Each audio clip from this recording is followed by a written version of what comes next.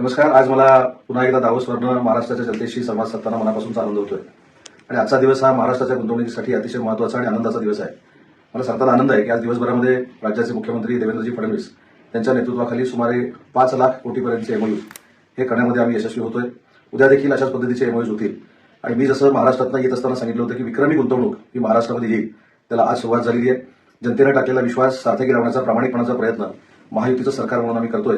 आणि हे सांगताना मला मनापासूनचा आनंद होतोय. आणि हेच सांगत असताना अजून एक महत्त्वाची खरी ब्रेकिंग जी मला महाराष्ट्रातल्या जनतेसाठी द्यायची आहे ती म्हणजे काल शिवसेनेचे नेते संजय राऊत यांनी माझ्याबद्दल ज्या काही वल्गना केल्या होत्या त्याचं उत्तर आज मला द्यायचं आहे. आणि आज मी जी ब्रेकिंग आपल्याला देतोय ही पुढच्या 2 महिन्यामध्ये 100% खरी होणार आहे. माननीय राज्याचे माजी मुख्यमंत्री शिवसेनेचे मुख्य नेते आदरणीय एकनाथ शिंदे साहेबांच्या नेतृत्वावर विश्वास ठेवत युबीटीच्या 4 आमदारांनी, काँग्रेसच्या 5 आमदारांनी आणि युबीटीच्या 3 खासदारांनी मागच्या 15 दिवसामध्ये माननीय एकनाथ शिंदे साहेबांची भेट घेतलेली आहे. याचा रेकॉर्ड देखील आहे. जवळजवळ 10 माजी आमदार युबीटीचे हे माननीय एकनाथ शिंदे साहेबांच्या संपर्कात आहेत. अनेक जिल्हाप्रमुख संपर्कात आहेत. काँग्रेसचे देखील अनेक जिल्हाध्यक्ष, अनेक माजी खासदार, माजी आमदार संपर्कात आहेत. आणि येत्या 3 महिन्यात हे सगळे माननीय एकनाथ शिंदे साहेबांच्या नेतृत्वाखाली शिवसेनेमध्ये काम करायला सुरुवात करणार आहेत. ही खऱ्या अर्थानं आजची ब्रेकिंग आहे.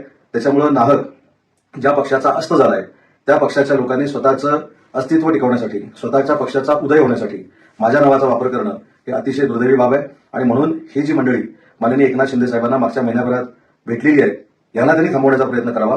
परंतु ठामपणानं सांगतो की ह्या सगळ्या व्यक्ती आता उभाठामध्ये किंवा काँग्रेसमध्ये थांबणार नाहीत. त्यांनी एकनाथ शिंदे साहेबांचं नेतृत्व स्वीकारण्याचा निर्णय घेतलाय आणि त्याची प्रचिती आपल्याला पुढच्या 3 महिन्यामध्ये येईल.